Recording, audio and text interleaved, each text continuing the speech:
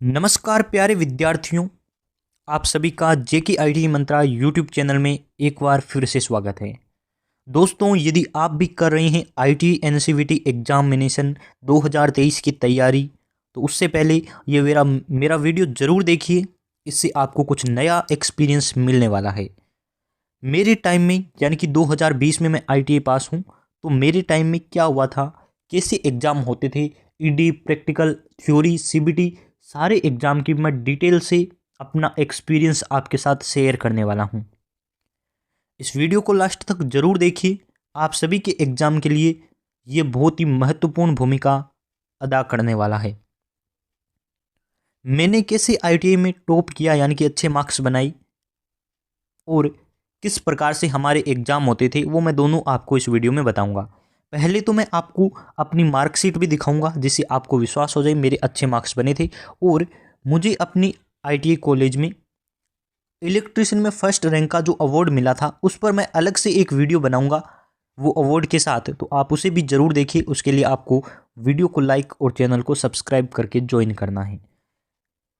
यदि आपके भी एग्जाम होते हैं और आपको नहीं पता है कि ईडी में क्या होता है, प्रैक्टिकल में क्या होता है, सीबीटी में क्या होता है, तो मैं डिटेल से आपको इस वीडियो में एनालिसिस देने वाला हूं। मेरा जो अनुभव है वो आपके साथ शेयर करने वाला हूं। चलिए शुरुआत करते हैं। इससे पहले लाइक, सब्सक्राइब एंड अपने फ्रेंड्स होते हैं आपके आईटीआई में बहुत सारे फ्रेंड हैं, मेरे भी थे, तो आप उनके साथ ज़रूर शेयर कर दीजिए, ताकि मुझे अच्छा रिस्पॉन्स मिल जाए और आपको मेरा एक्सपीरियंस मिल जाए। देखिए क्या है, ये है मेरी मार्कशीट।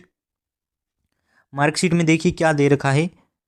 हमारी 2020 में आईटीआई हुई थी, 23 सितंबर 2022, यानी कि 20 में मैंने एडमिशन लिया था, 2022 में मेरी आईटीआई कंप्लीट हुई थी। तो मैं भी नए एग्जाम पैटर्न से, जैसे कि आपके पेपर होते हैं उसी एग्जाम पैटर्न से पास हूँ। तो आपके लिए बहुत ज़्यादा महत्वपूर्ण वीडियो रहने वाला है। हमारे टाइम में और आपके टाइम में, यानी कि अब जो पेपर होंगे वो और मेरे जो हुए थे, दोनों का पैटर्न सेम है। सीबीटी पेपर होता है। सीबीटी पेपर में क्या है, 3 पार्ट होते हैं, थ्योरी, वर्कशॉप कैलकुलेशन और ईडी। इन तीनों को मिलाकर आपके 50 क्वेश्चन आएंगे। 6 आएंगे वर्कशॉप के, 6 आएंगे ईडी के, और थ्योरी के आएंगे आपके 38 क्वेश्चन। टोटल क्वेश्चन कितने हो गए, तो आप कहेंगे 50 क्वेश्चन। और हर क्वेश्चन 2 नंबर का होता है, यानी कि 100 नंबर का आपका क्वेश्चन होगा।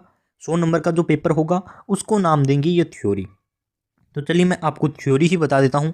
मेरी थ्योरी में से 100 में से कितने आए थे, ये रहा आपके सामने। और पूरा लिखा हुआ है सेकेंड ईयर थ्योरी, यानी कि मैं सेकेंड ईयर में था। तो सेकेंड ईयर में थ्योरी में मेरे आए थे 100 में से 96 मार्क्स। पूरा ओरिजिनल आपको दिखाया जा रहा है, 96 मार्क्स मेरे आए थे। अब विश्वास करना है वो कीजिए, नहीं तो रहने दीजिए, मुझे फ़र्क भी नहीं पड़ता। वैसे भी ये मेरे आईटीआई हो चुकी है, मेरे मार्क्स आ चुके हैं। और उसके बाद 50 नंबर की हुई थी एम्प्लॉयबिलिटी स्किल, जिसमें 25 क्वेश्चन आए थे। एक क्वेश्चन 2 नंबर का था, उसी प्रकार से 50 नंबर की हुई थी, और मेरे आए थे 46 नंबर। यानी कि मेरे 4 नंबर यहाँ कटे थे और 4 नंबर यहाँ कटे थे। यानी कि आप मान सकते हैं 2 क्वेश्चन यहाँ गलत हुए थे और 2 क्वेश्चन यहाँ गलत हुए थे। 4 क्वेश्चन मेरे गलत हुए थे। और प्रैक्टिकल में वर्कशॉप और ये खाली क्यों छोड़ रखा है मैंने बता दिया, क्योंकि इनको थ्योरी के साथ मर्ज कर दिया, इसलिए खाली छोड़ दिया। और उसके बाद देखिए यहाँ प्रैक्टिकल में मेरे नंबर कम भेज दिए थे, यानी कि 250 में से 210 नंबर मेरे सेंड किए थे कॉलेज वालों ने, इसलिए मेरे टोटल एवरेज में कम हो गया है। 250 में से 210 नंबर मेरे भेजे थे। और वहीं आगे देखिए, ये है फॉर्मेटिव असेसमेंट। इसके है आपके 200 में से 176 नंबर भेजे थे, तो मेरे 600 में से 528 नंबर बने थे। तो ये आप देख सकते हैं, लगभग मैं टॉप किया था मैंने। तो आप देख लीजिए, बस इतना काफ़ी है। उसके बाद चलिए मैं आपको अपना से एक्सपीरियंस बताने वाला हूँ आईटीआई एग्जाम होते कैसे हैं। ये तो इंट्रोडक्शन था, ताकि आप मुझ पर विश्वास करें। वैसे भी मुझे पता है आप सभी को मुझ पर विश्वास है, तो बताने की आवश्यकता नहीं थी, लेकिन मैंने आपको एक मार्कशीट आपके सामने शेयर की, ताकि आप भी मोटिवेट हो और मुझसे ज़्यादा मार्क्स बनाएं। हालांकि आप सबके मार्क्स अच्छे बनने वाले हैं, मुझे पता है, सब क्रॉस कर जाते हैं, वो मेरे पास्ट की बात थी। आप अब मुझसे बेटर करेंगे। अब देखिए क्या है, पहली आपकी एग्ज़ाम फीस ली जाएगी। जब भी डेट आएगी एनसीवीटी की तरफ से, सारे यूट्यूब वाले आपके टीचर्स और आपको इंपॉर्टेंट वीडियो के माध्यम से, मेल के माध्यम से, मैसेज के माध्यम से सूचना देंगे और आप कहेंगे फ़ीस जमा कराओ। तो आपको 2 तरीके से फ़ीस जमा करवा सकते हैं। एक तो होती है ई मित्र के माध्यम से, तो आप ई मित्र के माध्यम से फ़ीस जमा करवा दीजिए, या फिर खुद आप फ़ीस जमा करवा सकते हैं और वहाँ आपको रसीद प्रिंट करके कॉलेज में जमा करवानी होती है। फीस होती है अराउंड 500 रुपये की, एग्जाम फीस के नाम से लेते हैं, 500 रुपये की अराउंड लगती है, तो वो आपको देनी है। उसके बाद क्या होता है, आपके आते हैं एडमिट कार्ड। एडमिट कार्ड दो आएंगे, एक तो फीस से पहले ही आ जाएगा, वो होगा आपके प्रैक्टिकल का एडमिट कार्ड। और प्रैक्टिकल एडमिट कार्ड में क्या होता है, ये आपकी प्रैक्टिकल की डेट बताएगा, इस दिन आपका एग्जाम होना है और यहाँ आपका एग्जाम होना है। एग्जाम सेंटर आपका अपना कॉलेज रहेगा, तो आपको घबराने की आवश्यकता नहीं है, अपने ही कॉलेज में आपका पेपर लिया जाएगा। तो चलिए मैं आपको प्रैक्टिकल पेपर का एनालिसिस देता हूँ। प्रैक्टिकल पेपर कैसे होता है, प्रैक्टिकल का पेपर होगा आपके दो तरीके से। एक होता है आपके वाइवा, यानी कि जिसे आप इंटरव्यू कह सकते हैं, और दूसरा आपके होता है रिटन एग्जाम, यानी कि आपको यहाँ लिखकर एग्जाम देना होता है। रिटन एग्जाम में क्या होता है, डिटेल से बताऊं क्या मैं आपको, 3 क्वेश्चन आते हैं और इंग्लिश लैंग्वेज में क्वेश्चन होंगे, और आपको ये रिटन और दोनों मिलाकर 150 नंबर का प्रैक्टिकल का पेपर होता है।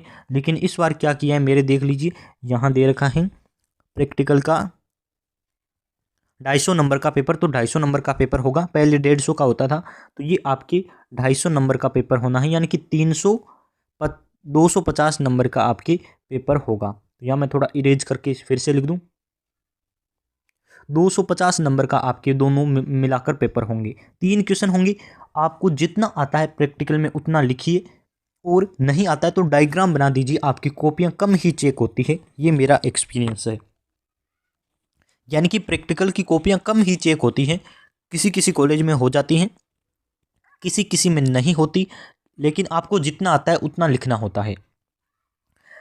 लिख दीजिए, नहीं आता है तो डायग्राम बना दीजिए, आपका हो जाता है। उसके बाद होता है वाइवा। वाइवा में आपने कैसा दिया उसी के आधार पर टीचर को पता चलता है, वो टीचर आपको मार्क्स देता है। तो यहाँ आपको थोड़ी सावधानी रखनी है, हालांकि सबको पासिंग मार्क्स दिए जाते हैं, किसी को प्रैक्टिकल में फेल नहीं करते हैं, ये मुझे पता है, आपके सारे कॉलेज को पता होगा, आपको भी पता होगा। प्रैक्टिकल में किसी को पास फेल नहीं किया जाता है, लेकिन आपको अच्छा करना है ताकि आपको टॉप मार्क्स मिले। प्रैक्टिकल में अच्छा कर दीजिए।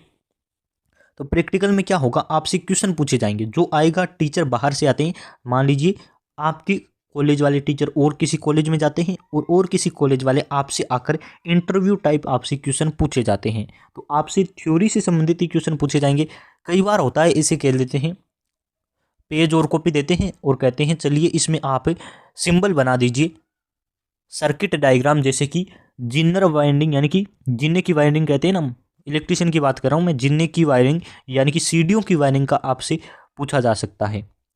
हमसे पूछा था तो मैं आपको वही बता रहा हूँ, मुझसे क्या पूछा गया था। 2 बच्चों को फर्स्ट ईयर में साथ बुलाया था, रोल नंबर 1 रोल नंबर 2, तो मेरा रोल नंबर 1 था, क्योंकि क्या था, टॉपर के अकॉर्डिंग लिस्ट बनती है ITI में, तो मैं 10th में टॉपर था, मेरे 92 मार्क्स थे, तो मेरा फर्स्ट रोल नंबर था। फिर एक के थे 89, तो उसका सेकंड रोल नंबर था, तो हम दोनों को साथ में बुलाया गया था।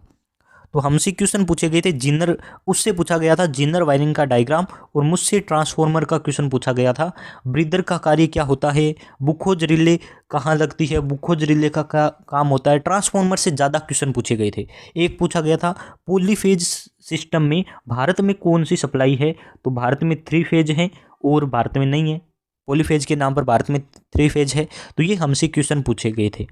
हमारा एक फ्रेंड था, उससे पूछा गया था, यानी कि 2 स्विच से एक बल्ब को कंट्रोल करने वाला, उससे डायग्राम बनवाकर पूछा गया था। ये सारे मुझे याद है, ऐसे क्वेश्चन पूछे जाते हैं, और जो बेस्ट करता है उसे नंबर देते हैं, जो ठीक करता है उसे ठीक नंबर देते हैं, जो कुछ भी नहीं बोलता ना उसे भी पासिंग मार्क्स दे दिए जाते हैं। ये हुआ फर्स्ट ईयर का हमारा। सेकंड ईयर में क्या हुआ था, सेकंड ईयर में 5-5 बच्चों को एक साथ बुलाया गया था, रोल नंबर 1 से 5 तक आ जाओ, तो हम गए थे, और हम लाइन वाइज इससे एक क्वेश्चन पूछा, यदि इसने बता दिया तो ठीक, नहीं तो वही क्वेश्चन आगे घुमाया, वही आगे घुमाया, जहां इसका उत्तर मिल गया उससे अगले वाले को नया क्वेश्चन। तो ये इस प्रकार से 7-8 क्वेश्चन पूछे गए थे। सेकेंड ईयर में मुझसे क्वेश्चन पूछा गया था कि जो इंसुलेटर होते हैं वो कितने प्रकार के होते हैं, सारे इंसुलेटर के नाम बताओ। तो पिन इंसुलेटर, साइकिल, और आपको सारी याद होंगी, वो इंसुलेटर का नाम पूछा गया था। और बस इतना, प्रैक्टिकल में कुछ नहीं है, मार्क्स पासिंग मार्क्स सबको दे दिए जाते हैं। यही हुआ था। उसके बाद देखिए क्या, ये हो गई आपके प्रैक्टिकल एग्जाम की बात। अब मैं बात करूंगा CBT एग्जाम की, और आप सबको पता है CBT एग्जाम सबसे मेन एग्जाम है। 150 नंबर का एग्जाम होता है, 150 नंबर का, जिसमें होती है थ्योरी। थ्योरी जो होती है आपकी कितने नंबर की, तो आप कहेंगे 100 नंबर की, और 50 नंबर की होती है ईएस। ईएस कितने नंबर की होती है, तो 50 नंबर की आपकी ईएस होती है। उसके बाद देखिए थ्योरी में कौन कौन से सब्जेक्ट मिले होते हैं, तो मैंने आपको बता दिया थ्योरी में 3 मिले होते हैं, एक होती है ईडी, एक होती है वर्कशॉप कैलकुलेशन। दोनों के 6 क्वेश्चन आने होते हैं, यानी कि दोनों 12, यानी कि 6 क्वेश्चन इनके आने होते हैं, यानी कि इनकी 12 नंबर हो गई, एक के 12 हो गई और दोनों के मिलाकर 12 क्वेश्चन हो गई, यानी कि 24 नंबर हो गई। और थ्योरी के आते हैं 38 क्वेश्चन, यानी कि ये आपकी 76 मार्क्स की ये हो गई। तो 24 और 76 यानी कि 100 नंबर का ये पूरा पेपर होता है। इसमें सारे क्वेश्चन कहाँ से आते हैं, तो मेरे एक्सपीरियंस से सारे निम्मी के क्वेश्चन आते हैं। निम्मी के जो आपको पीडीएफ मिले हुए हैं ना भारत स्किल की वेबसाइट पर, उन सारे क्वेश्चन वहीं से आते हैं।